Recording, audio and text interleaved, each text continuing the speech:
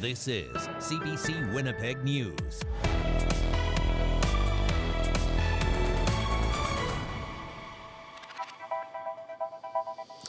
Good evening and thank you for joining us. It is a foundation that has been working with Winnipeg's largest school division for nearly a decade to make sure students have access to meals.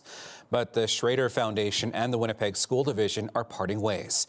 A lot of that funding went toward the breakfast and lunch programs at St. John's High School. The CBC's Mike Arsenault explains how the division plans to keep students fed and where new funding might come from. Breakfast and lunch is always on the menu here at St. John's High School. The Schroeder Foundation funds a $600,000 food program through their Winnipeg branch, Taché Food Services. Those funds pay for nutritious meals, kitchen staff, and hampers for families in need. But that partnership is coming to an end. Taché Food Services says the parting of ways was mutual. We believe we are leaving Winnipeg School Division programs in good hands. We believe that the Winnipeg School Division is committed to continuing the programs that have been established by the Schroeder Foundation. In 2019, philanthropist Walter Schroeder and the Schroeder Foundation partnered with St. John's High School to create the food program. It started with juice boxes and granola bars and morphed into a fully operational kitchen.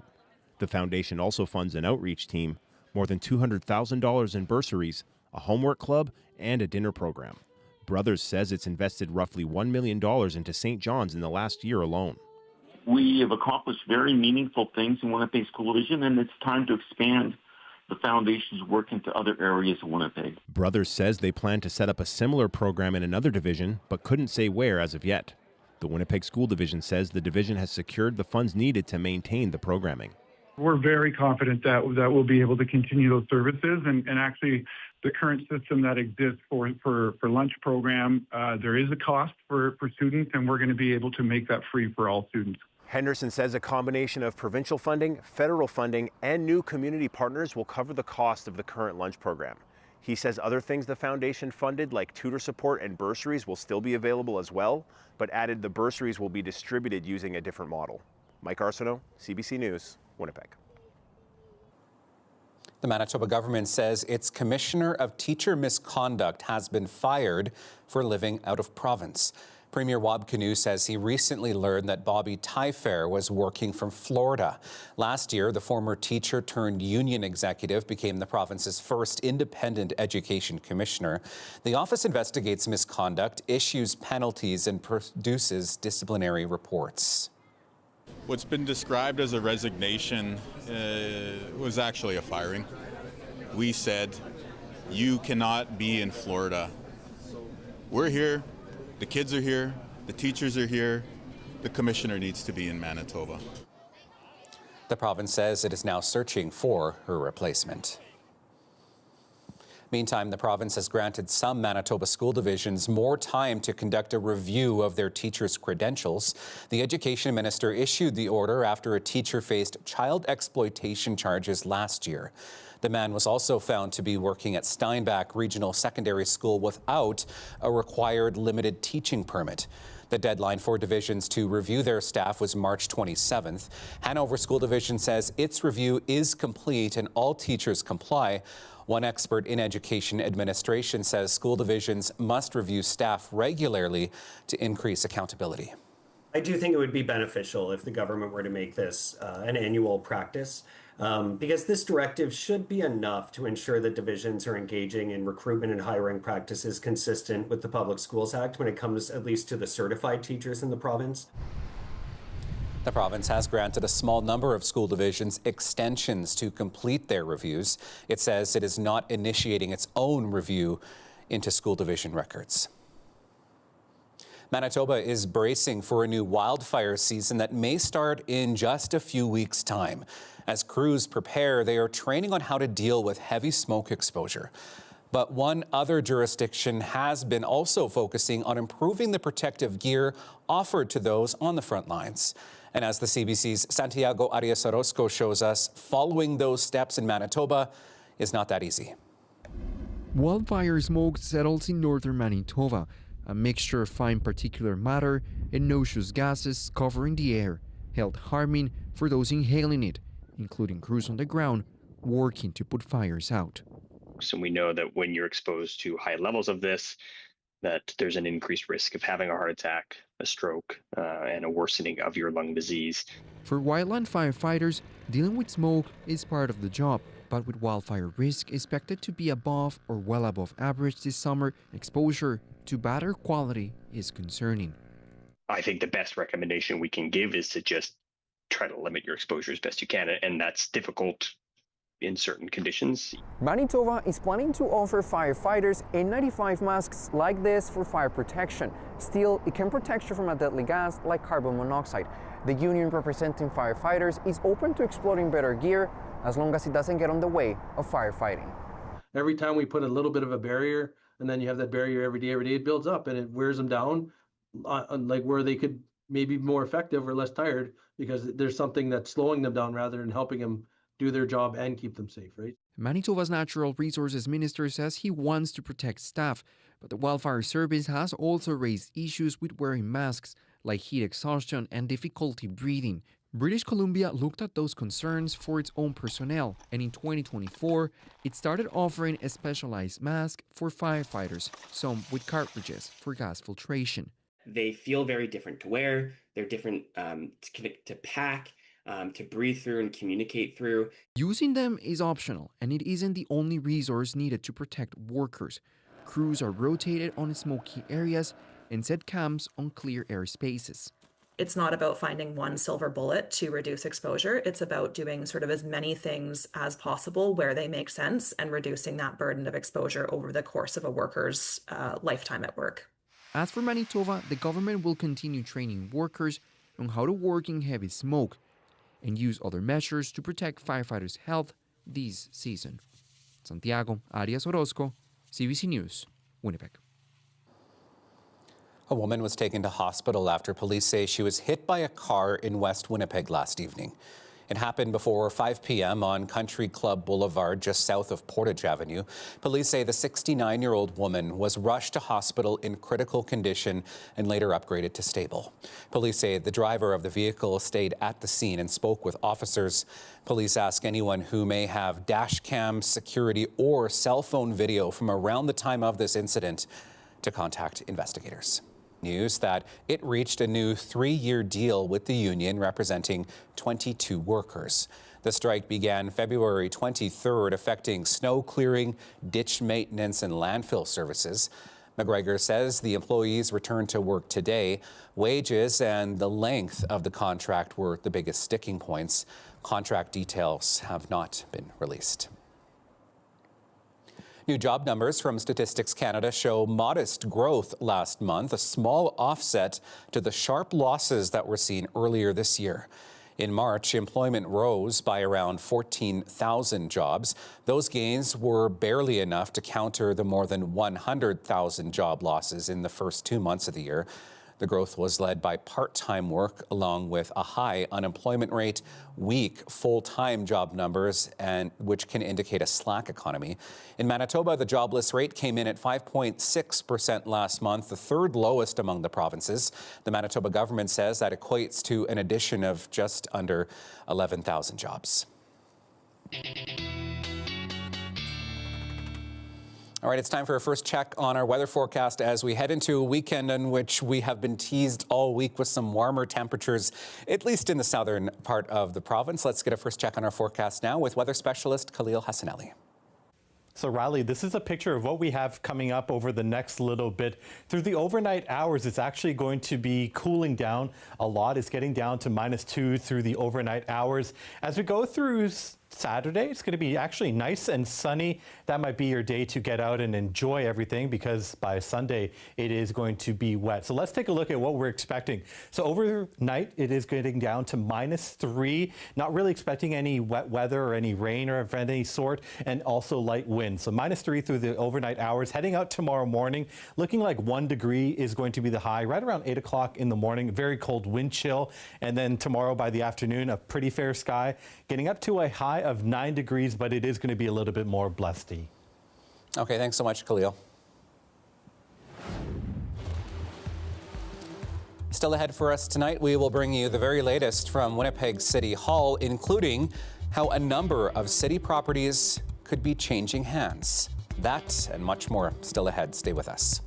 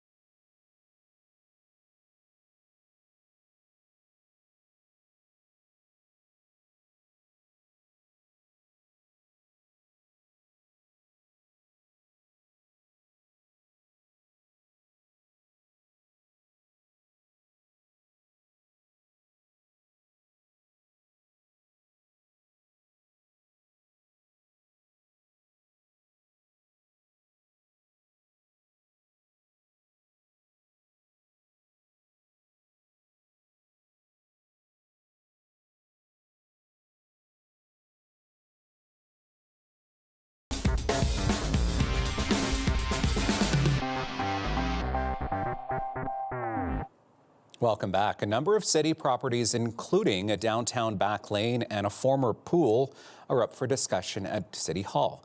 The CBC's Cameron McLean breaks down where these properties are located and what could be done with them.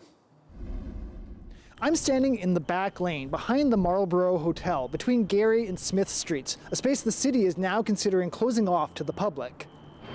A report recommends declaring the land surplus and selling it, effectively turning this public lane into private property as part of a larger redevelopment plan. The hotel's owner says the lane has become a problem spot, pointing to vandalism, fires, and ongoing safety concerns. Property Committee Chair Evan Duncan says the goal is to deal with those issues. The north-south corridor behind the Marlborough Hotel is being proposed to be closed for public access. This is strictly to address some safety concerns. Obviously, people hanging around and taking part in illegal activity or creating any type of security risks there. If approved, the lane could be gated off or used for parking, though the city says emergency access would still be maintained. Meanwhile, the city is proposing selling the former Eldon Ross pool. After a failed attempt to find a buyer willing to keep the pool open to the public, the city is now looking at other options, and that likely means the indoor pool is gone for good. Point Douglas councillor Vivian Santos says she wants to look at other uses for the property. So there's two things that could potentially happen is we can repurpose the building and provide an indoor recreational space, or we would decommission the building and then provide some other outdoor water play structure. For people like Lisa Jenkins, whose family used the pool, it's a tough loss. Obviously, we feel very sad. I mean, for us to go to the pool, we have to go quite far. Like, it's not within walking distance, so it's not good for our community. And in another move involving city-owned properties, the city is looking to sell lots on Doucette Street, Dufresne Avenue, and Harbison Avenue. It's part of the Housing Accelerator Fund, aimed at speeding up the construction of affordable housing. All of these items, the back lane, the pool, and affordable housing, will go for debate at the Property Committee next Thursday. Cameron McLean, CBC News, Winnipeg. To Montreal now, where it is convention weekend for the federal Liberal Party, and one word overshadows everything else there: majority. The party is just a single seat away from achieving it. And getting that seat could be just around the corner. The CBC's Ashley Burke reports. Laurie Loud. Newly minted Liberals front and center at the party's convention in Montreal. And what an honor it is for me to join in my first Liberal convention. Floor crossers who've pushed the party to the cusp of a majority in the House of Commons. I don't know whether to introduce myself as a recovering conservative or just that I was a Liberal and I didn't know it.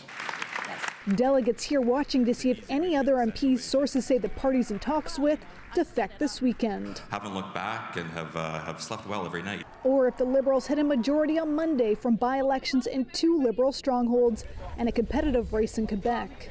It's going to be a tough battle. The Bloc Québécois really wants to regain this seat. I'm very hopeful for the by-elections on Monday, and then we'll have to see what happens between now and then. Some Liberals say even though the Conservatives have been cooperating lately, they still need a majority for stability. We wouldn't take it to the bank that Mr. Poilievre isn't going to change his mind on that, and we've seen the obstruction that has happened within Parliament under Mr. Poilievre for a long, long time. So I do think this provides the ability for the government to actually be thinking forward. Canada's Culture and Identity Minister laying out that forward thinking. Well, we're obviously seeing with the events in the Middle East, the price of gas surging, the continued work that we need to do in building Canada, including building affordable houses. The Liberals are 1 seat away from a majority government, but they'll want more MPs than that to build in some room in case someone leaves the party. Ashley Burke, CBC News, Montreal. And tune in Monday night on CBC News Network. Rosemary Barton will be hosting special coverage of Canada Votes by-election night. That starts at 8 o'clock Eastern, 7 o'clock Central. A well-known Manitoba therapy dog has passed away. Back in 2021, we first introduced you to Grizzly, a 150-pound St. Bernard. Grizzly was well known for bringing cheer to patients in the Prairie Mountain Health region for years. His owner even found a way to continue to bring joy during the pandemic through window visits and by donating stuffed St. Bernard toys in the likeness of Grizzly. his impact on the community is still being felt. If I'm in a restaurant or in a grocery store, I run into people that come over and give me a hug and tell me how much I helped them through tough times. And it's unbelievable the impact he has. Saylor says he has a new dog to help continue the hospital visits. He says he has a new St. Bernard he named Grizzly Jr., who he's had for about a week now. And he is hoping to have Junior trained to also become a therapy dog.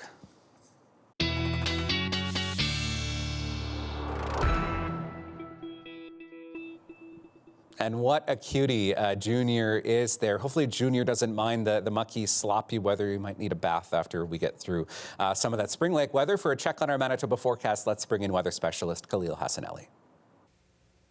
So Riley, let's take a look at what we got up to this Friday afternoon around the province of Manitoba in terms of the daytime high. So we look towards the south to Brandon. We're at around 6 degrees for the daytime high, 7 degrees in Winnipeg. Going up a little bit further north, Thompson, we were at -3 and -15 still in Churchill. So overall, a pretty cold day further up north to the province. So almost a 30-degree difference between the north and the south of the province of Manitoba. Looking at what's ahead for us over the next little bit, it is going to be a really nice Saturday. Maybe just a few clouds, but overall a lot of sunshine. But as we go through the most part of Saturday, we're going to start to see a little bit of cloud cover coming towards us. And we see this little band that's there on Sunday morning at 9 o'clock in the morning. So it's just going to be towards Saskatchewan and then working towards us as we will get a passing shower through the later part of Sunday afternoon and into Monday morning. And then it actually clears out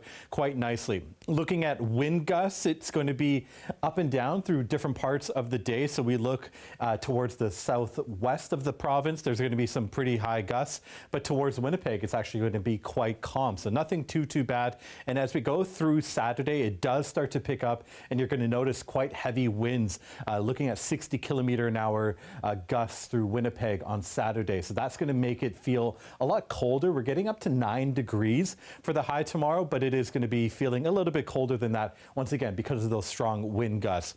So planning for the day, it is going to be -1 right around 8 o'clock in the morning. The winds are going to be starting to pick up, so that's going to make it feel still around -7. But then that wind chill, it is going to depreciate because we are going to be bumping up in temperature. So around noon, it's still going to be windy, but only 5 degrees. So it isn't going to feel much colder than that. And by the afternoon high, we're getting up to 9 degrees. So a beautiful day in store for everyone tomorrow. It is going to be taking a change, though, as we get towards Sunday, because that's when we're expecting a little bit of rain to be entering the picture, and we're only getting up to a high of 8 degrees. By the time we head back to work on Monday, it's still going to be overcast, but hopefully no rain and a little bit of a cool down, as we are only going to be seeing a high of 3 degrees. So Riley, overall, Saturday is going to be the breadwinner for us. Sunday might be a day you want to stay inside. Thanks, Cleo. The weather update is brought to you by Paul Davis Property Restoration Experts. When things go wrong, we do what's right. Well, here's a sure sign of spring in Manitoba. Not just the puddles, but those guys as well may be fighting a bit there. We're back with more right after this.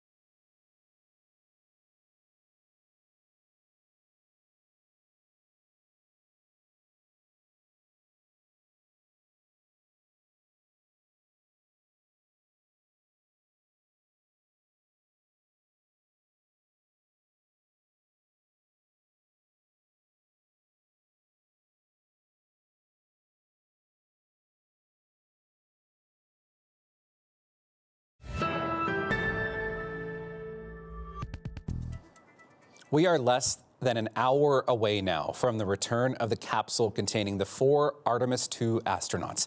Their record-setting mission around the moon ends with a splashdown back on Earth just after 7 o'clock Central Time. This return, however, comes with huge risk. Karen Pauls has the details on the tense final moments of this trip. Artemis II has been a successful mission so far, but Friday, the most important part, bringing the astronauts home. Other than the launch, this is the highest risk part of the trip. They're going to plummet into the air, counting on the air to slow them down at about 40,000 kilometers an hour. They'll have twice as much energy as the 3 times that I re-entered the atmosphere. Twice as much energy to bleed off because of the extra speed. The final 13 minutes of this mission will be intense, from 0 gravity to nearly 4 Gs of pressure, from hitting Earth's atmosphere at 32 times the speed of sound to enduring a 6-minute communications blackout with temperatures outside the capsule as high as 3,000 degrees Celsius, and then splashing down gently at 30 kilometers per hour. They are going to be experiencing some pretty crazy G-forces as they slow down really quickly. They're trying their best to do a delicate balance between entering the Earth's atmosphere too steeply versus too shallow. Splashdown. The big question? If the capsule's heat shield will perform as it's meant to. There was unexpected damage during the Artemis I re-entry in 2022. A precise re-entry angle is key. Let's not beat around the bush. We have to hit that angle correctly. Otherwise, we're not going to have a successful re-entry. Their target is off the coast of California in the Pacific Ocean. The USS John P. Murtha ready for the astronauts' return. They'll be airlifted to the ship, get some post-flight medical checks, and then flown to the Johnson Space Center in Houston, where they'll be reunited with their families. There's no question that we'll all be anxious, and but we'll be with the families. We'll be with them. We'll all be together. I have full confidence in the team. They do too. When we can start celebrating is when we have a crew safely in the med bay of the ship, and that's really when we can allow the emotions to take over and start talking about success. We need to have the crew home before we do that. Splashdown is scheduled for just after 8 p.m. Eastern, and the world will be watching. Karen Pauls, CBC News, Winnipeg. Many Manitobans will also be watching on the edge of their seats as the Orion space capsule gets closer to splashdown. The CBC's Gavin Axelrod is at the Manitoba Museum, where a watch party is now underway. Gavin, what is the mood like there as the spacecraft enters this very critical part of its journey home?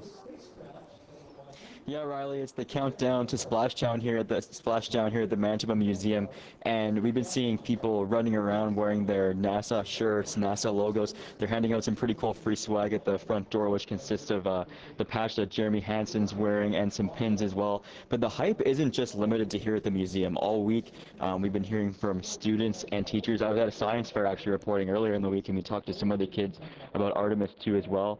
And Ron Clark at Isaac Newton School is one of those teachers who's been taking the time in his classes to teach the students about this mission and its importance. I thought it was a great opportunity to bring awareness and also open up imaginations. I have a couple of kids in my class that they're really hard to keep them focused. And when I was watching, when we had it on the screen, there was no disruption in the class. So again, Riley, we're expecting splashdown to happen just after 7 p.m. here, and as you can tell, people are really excited about it here at the Manitoba Museum. For sure. Thanks, Gavin. We'll come back to you a little bit later in the show as that splashdown nears. Now, one thing you may not know is that Canadian astronaut Jeremy Hansen actually has connections to our province. Before traveling through space, Hansen was a fighter pilot who did some training at Southport, just outside of Portage la Prairie. The CBC's Chelsea Kemp has that story. He may be the most famous Canadian in the world these days, Colonel Jeremy Hansen, a member of the Artemis II mission around the moon. The crew launched April 1st. On Monday, they broke the distance record for the farthest humans have traveled from Earth. We were out there at 60,000 kilometers. We came back to within 200 kilometers of the planet. and it just felt like we were falling out of the sky back to Earth. And I said to Reed, it feels like we're going to hit it. It's amazing that we're actually going to go around and miss this thing. Before traveling through space, Hansen earned his wings with the Royal Canadian Air Force here at Southport Aerospace Centre, starting in the late 1990s. Lieutenant Colonel Kim Wilton says the RCAF has been training pilots for decades in Manitoba, including astronauts like Hansen and Jenny Gibbons. Wilton says they soar from the ground in flight simulators before taking to the skies. We're all super excited and super proud of Colonel Hansen and the whole team and all the work that's gone in to make that happen. Major General Chris McKenna trained with Hansen. He says he's proud to see his friend representing the country and showing the critical relationship between Canada and the United States. There's political friction, sure, but militarily we're still very close. It's cool to see that also reflected in the space community and the exploration community. Still a very close Canada-US relationship, which is awesome. Southport CEO Nathan Petto says Hansen's success is building on the legacy of RCAF training in the province. Colonel Hansen's training happened here, and that's something we're all very proud of, and that, of course, I think all Manitobans should be very proud of that. Wilton says the accomplishments of the Artemis II crew are inspiring future pilots to take to the air. I also think that a future astronaut could be going through in our school right now. And as Hansen and the crew return to Earth, his friends in the RCAF are cheering them on. Chelsea Kemp, CBC News, Southport. Oh, when the federal government ordered a cull of ostriches on a BC farm last year, its owners pleaded for the birds' lives, claiming their antibodies could hold the key to treating some diseases and other ailments. But a fifth estate investigation reveals the claims were either exaggerated or outright false. Mark Kelly explains. Come on, babies. The ostrich farm owners had long claimed their birds were scientifically valuable and irreplaceable as they fought to stop the cull. But was that true? They claimed a Quebec lab tested their ostrich antibodies, and the then president of the company was impressed by their potential. And he said, if all of your ostrich eggs are like these eggs, he said, this is a game changer. In an email to the Fifth Estate, that lab, Immune Biosolutions, said the antibodies did not demonstrate the quality, purity, or specificity required for therapeutic development. The farm owners claimed a Harvard University medical professor was on the scientific advisory board of their research company, Struthio Bioscience. We contacted Dr. Alessio Fasano. He said he'd never heard of Struthio. He found that to be disturbing, the fact that he was listed there, because he was not a scientific advisor. He was on the list to be. The company's pitch to investors claims Struthio would generate billions in revenue selling ostrich antibody products.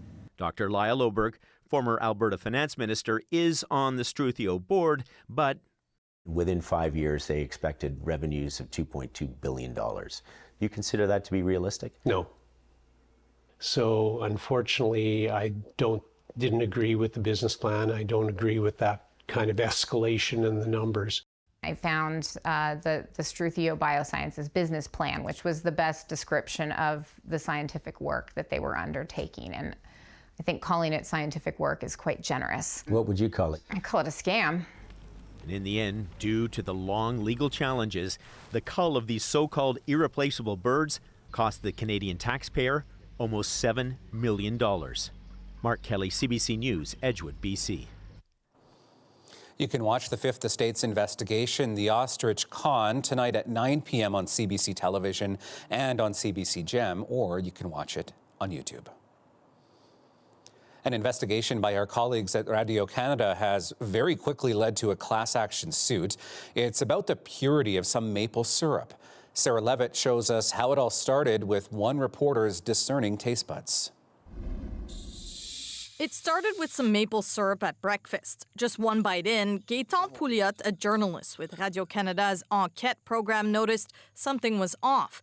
That bite has led to a class action lawsuit yet to be authorized. Canadians love their maple syrup, and what has come to light is that there's a significant producer in Quebec who's been cutting our cherished sirop d'érable. Enquête traced the strange-tasting syrup to Steve Bourdeau, a producer near Montreal. The team bought 5 cans of his syrup from different stores and brought them for analysis to a provincial lab that monitors maple syrup quality. All the samples that were brought to our lab were positive, meaning that they were falsified. We found some foreign sugar in it. It was cane sugar, around 50% in each can. Enquête visited Bourdeau's farm, posing as buyers for a grocery store. Filmed with hidden cameras, the producer alluded to unspecified illegal practices. La jalousie encore. Eh oui. Parce que j'ai le marché. Most maple syrup producers sell in bulk, but Bourdeau sells directly to stores. He refused an on-camera interview, but later by phone said the fake syrup could have come from Ontario suppliers. Bourdeau also admitted to labeling Ontario syrup as being from Quebec, an illegal practice. The class action specifically targets the impurity of the syrup sold. We want to deter this type of conduct, so we will absolutely be pursuing compensatory and punitive damages in this case. After the Enquête story aired, consumers in Ontario and Quebec noticed some cans had been relabeled, covering a sticker showing they came from Bourdeau's farm. The labels were put on before the report had aired. It's not clear who did it or why. Sarah Levitt, CBC News, Montreal. All right, you are looking live at the Manitoba Museum. This is where people are gathering this hour to watch the Orion spacecraft splashdown in the Pacific Ocean. That spacecraft has hit one of its milestones in the last few minutes, shedding its propulsion system ahead of its planned re-entry through Earth's atmosphere. This all will take place over the course of the next half hour or so. We will take you back to the Manitoba Museum as that watch party continues a little later in the show. Stay with us.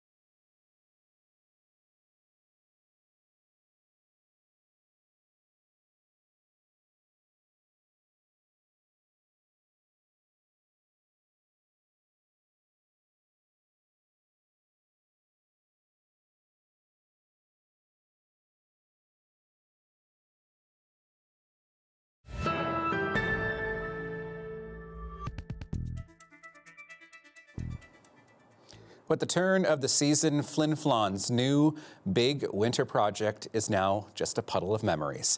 The northern town's snow lodge was closed and knocked down this week. And as the CBC's Eric Westhaver reports, people are already planning to bring it back next year. Flin Flon's snow lodge was a draw for the northern town, but even here, winter doesn't last forever. After almost 3 months, the ice has melted, and it's time to shut it down. I wanted to let it melt and fall in, but it looks like just for safety reasons, we're going to have to force it to come down with heavy equipment. It started with a kickoff event in January, and visitors have come and gone ever since. It hosted concerts, exhibitions, meetings, even a wedding. It was still a cool sub-zero inside earlier this week, but temperatures are hitting double digits outside. Organizers already hope to bring it back next winter. It passed all expectations. It was just such a beautiful structure.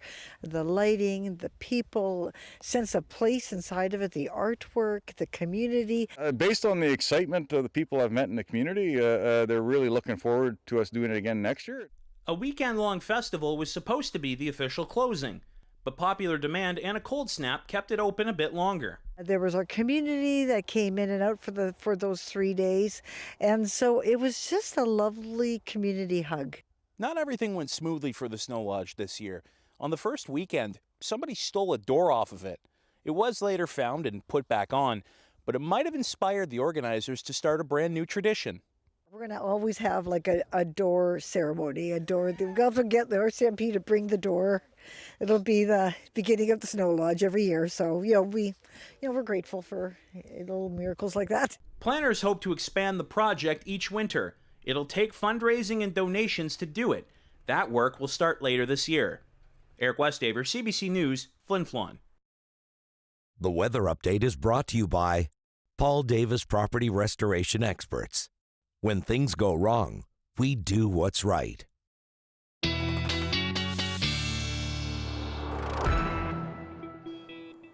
All right, let's bring back weather specialist Khalil Hassanali with our weekend forecast. And we're looking at some showers in parts of the province this weekend, Khalil. We're setting up for a really gorgeous 24 hours, but 48 hours from now, it might be a different picture that we will be experiencing. So let's look what we're expecting through the rest of the night and into tomorrow morning. Not much in terms of active weather, maybe a cloud cover coming over us, but not too bad. As we go through Saturday, there is going to be more cloud cover that builds in towards the later part of the day. And we notice to the south of us that there is going to be some green. That means some rain coming into the picture. That's Saturday night at 10 o'clock. So through the early morning hours of Sunday, that is when you can notice some of the rain start to come over top of the province and really start to bring down that wet weather. So Saturday is going to be the day that you want to do anything outside because we are still getting up to a high of 9 degrees. Sunday, more so maybe a day to stay inside or do things indoors. Some rain and only getting up to a high of 8 degrees. It says dog walking forecast, but we do feline Fridays. This is Terrence. I want to give a shout out to Terrence going for the morning walk from Springfield. So looks like it's a gorgeous day for Terrence to get outside and do something outside tomorrow. Maybe that coat is going to get a little bit wet on Sunday if you are going to be heading out. So looking at the temperature, getting out tomorrow morning around 8 o'clock in the morning, it's going to be -3 if Terrence wants to go out for a walk. And then by noontime, getting up to +2 and then bumping up towards 7-8 degrees. By the time we get to 4 o'clock, we have a high of 9 degrees once again for our Saturday. Wind gusts are going to be quite minimal through the rest of the evening and through the overnight, but they do start to pick up early on Saturday morning. So it is going to be quite nice and sunny, but there is going to be some gusts that you have to deal with. Not too bad once we get to the afternoon time. In the morning, there's going to be a wind chill factor that we do have to experience, but by the afternoon time, even though the wind gusts are going to be quite high, the temperature is going to really supersede some of that wind chill temperatures. Comparing our forecast once again through the rest of the country, I should say. Looking at 11 degrees in the city of Toronto, -13 in Churchill, and then towards Vancouver, they have a mix of sun and also a little bit of rain that they have to deal with. Looking at the hour-to-hour temperature and statistics for us, we do have 1 degree at 7 o'clock in the morning, and then by the afternoon time we are going to be flirting with the 9 degree mark and also getting up towards the hopefully double digits in some portions too. All right, thank you so much, Khalil. All right, it might be a little hard to tell what this is, but this is a live look from the Orion space capsule. Of course, capping off the Artemis II mission as it prepares for splashdown in the Pacific Ocean. The next milestone we'll be watching for with this will be the spacecraft's first contact with the upper atmosphere. That happening at about 6:53 this evening, and that will also commence a 6-minute communication blackout. Of course, we are hoping, or we'll be watching for that splashdown at 7:07 Central Time. CBC's Gavin Axelrod has been watching along with us from the Manitoba Museum. Gavin, walk us through what the crowd is feeling as these images are coming back and the Earth gets closer and closer. We don't know who those crews are going to be. However, we do know a few things. Well, Riley, now that we're just under 20 minutes away from splashdown, I think people were excited to start with, but I think that excitement is starting to really ramp up here, and Scott Young is in the back just answering some questions for folks. But I am here with my new pal, Paul, and he came out here because he's a big fan of space. And just, Paul, tell me a bit about what brought you out this evening. Well, I've been following the Artemis space program, and I'm a big supporter of Canadian achievements in space, and we have an important role, an important part in space exploration with NASA and European Space Agency. And the fact that we had a guy like Jeremy who waited 17 years to get on this flight, I mean, it's quite extraordinary. And you know, they're working hard to test the spacecraft, as well as doing some experiments for the scientists down on the ground, stuff like that. So it was really exciting. I mean, the last time we've had something this monumental, it's not since maybe the space shuttle taking off in 1980. You know, so this is very monumental. Tell me about what made you want to be here tonight at the museum with other people like yourself who just love space. Well, my friend and I, we came here to just to be around with other people. I think that there's a great community who loves this kind of stuff, and I just wanted to be a part of it. This is a piece of history, and I just thought it was more fun to do that here than to stay home and watch it. So obviously you love space, but what's it like to see some of the next generation, your like kids here with their parents watching this moment? Oh, it's fantastic. I mean, we really need to encourage more kids to get into the sciences and engineering. I mean, we don't do it enough.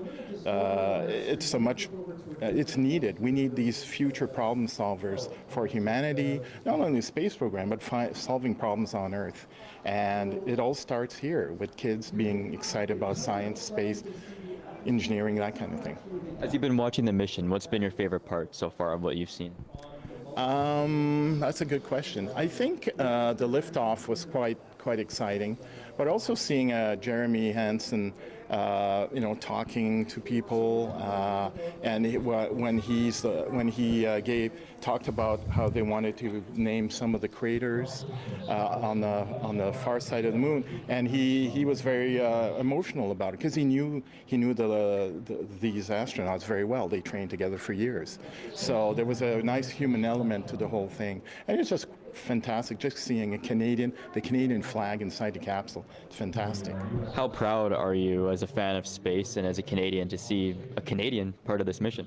Oh, it's extraordinary. I mean, this is an incredible achievement, and I'm sure we're going to see more when we get more Canadians landing on the moon, walking, and maybe even in the base. I think it would be incredible. It's incredible achievement for Canadians. What do you think you're going to remember most about being here tonight and being part of this experience? Probably the splashdown, seeing those parachutes open, because that's a very critical part of the mission, very dangerous, and hopefully, crossing our fingers, everything will go well, and I'm sure it will. But yeah, just seeing the capsule splash down and maybe the crew coming out, I think it's going to be fantastic. One last question for you. How do you think you're going to feel seeing that splashdown? Oh, I'll be ecstatic. Describe that. What do you think it'll be like, I guess? I'll be very, very happy, very proud. I'm a patriotic Canadian and French Canadian too, so I'm very happy to see us up there. Proud, happy, ecstatic. Yeah. Well, Paul, thank you so much for your time. We really appreciate it. And Riley, as you can see the countdown clock behind me, we are getting minutes closer to splash.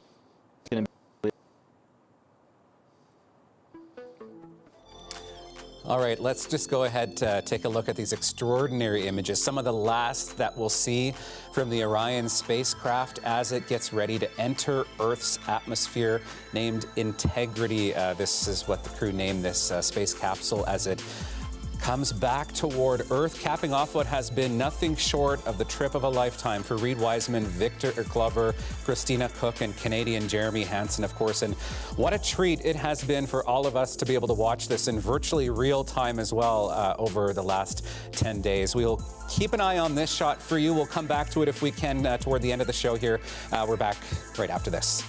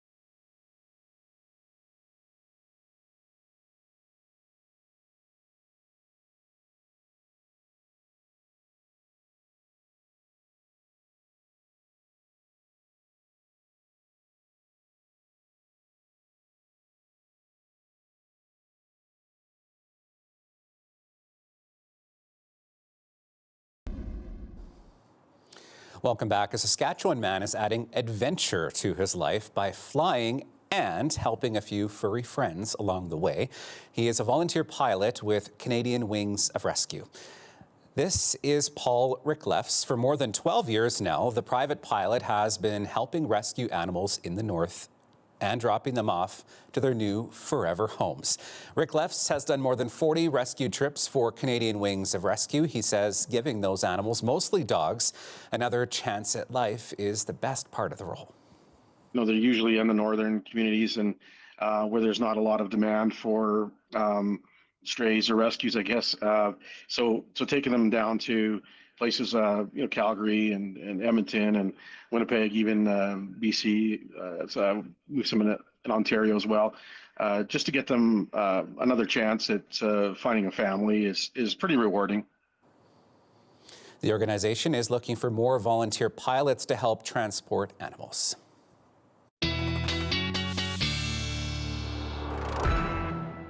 Welcome back. Taking a look at the next 24 hours for us and also for the next couple of days. Let's look at what we got in store. Through the overnight hours tonight, it is actually going to be clearing out. We're getting down to -3 for the overnight low, but any cloud cover is really going to clear out by the morning time. We're expecting a beautiful Saturday for us, so it's going to be gorgeous. Also light winds through the overnight. It does start to pick up early on in the morning. Around 8 o'clock, it's going to be 1 degree Celsius. Cloud cover going to be minimal, and then there's going to be an early morning wind chill, but it is going to clear out nicely for the afternoon time. Looking at the 7-day forecast, as we do expect Saturday to be gorgeous, unfortunately Sunday is going to be the reverse of that. A lot of cloud cover and some rain as well for us. By the time we get back to the work week, we're looking at Monday to be only 3 degrees, so a little bit of a cool down. By the time we get to Tuesday and Wednesday, that is when we are going to be seeing a temperature bumping back up into the 10-degree mark, and then by Tuesday up to 14 degrees as well. Thanks, Khalil. Okay, so this is a look at the Pacific Coast off of San Diego. This is where we're looking at the Orion spacecraft splashing down at 7:07 Eastern Time tonight. As expected, we lost that image from the spacecraft itself as it enters that communication blackout as it reaches speeds of nearly 40,000 kilometers as it enters the Earth's atmosphere, getting about half as hot as the sun. Now, this is the riskiest part of the Artemis II mission. You can catch that splashdown 7:07 Central Time over on CBC News Network and anywhere you stream CBC News. Thank you so much for watching. Have a great night.